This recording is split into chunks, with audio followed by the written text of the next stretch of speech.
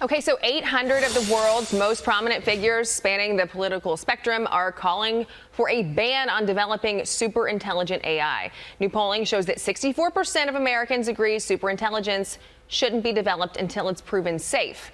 Here with a deeper dive is Kurt, the cyber guy. You know, Kurt, I don't like AI. It makes me nervous. It scares me. How are we going to get to where it's going to be safe? Well, how do we get to that? Ashley, good morning to you. I mean, all new technology comes with that sort of danger zone, and then it comes with us eventually reckoning with being smarter to dial it down when we see that it could be dangerous to us all.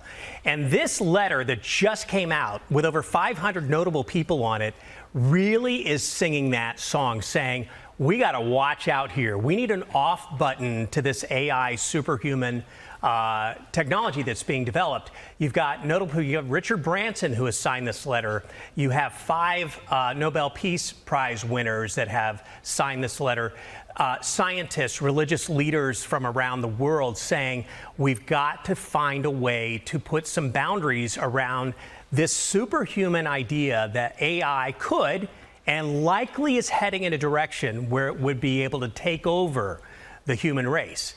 And that's not science fiction. It is the real path we're on at this point. Now, Kurt, I don't think you'll say it, but I'll say it. But I think you mean take out and wipe out the human race. Yeah. And that's what, I mean, not to sound dramatic, but that's exactly what I thought when I read this. And I think it, you know, when they talk about it needing to be controllable, I think controllable is the key word there.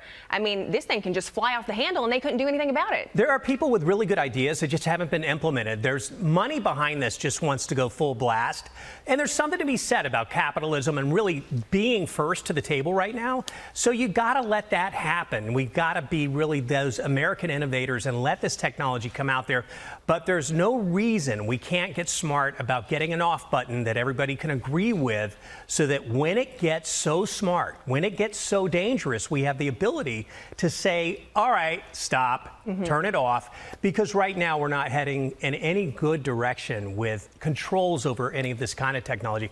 I actually, in my podcast, interviewed a robot for the first time. Oh, how was that? It was wild. I asked the question, I said, when am I going to be on an airplane and see you sitting next to me? And she said, her name is Iris, she said, I tried to go onto Southwest, but they wouldn't allow me. And I said, why? And she said, the batteries, because the lithium batteries that were in her. And I went, well, at least Southwest has some brains. Oh my gosh, that would be so weird to interview a robot and then, like, it was interesting. It respond back, she respond back. Like, what do we call it here? It's interesting. That is super interesting. But I also, before we move on, I want to say the same poll, only 5% of U.S. adults were in support of fast and unregulated development, while that 73% say that the robust regulation on AI needs to happen. And you said the 5%, that's, I mean, who are those people? Money. Yeah. It's some money. People who want to make a lot of money with it. Yeah.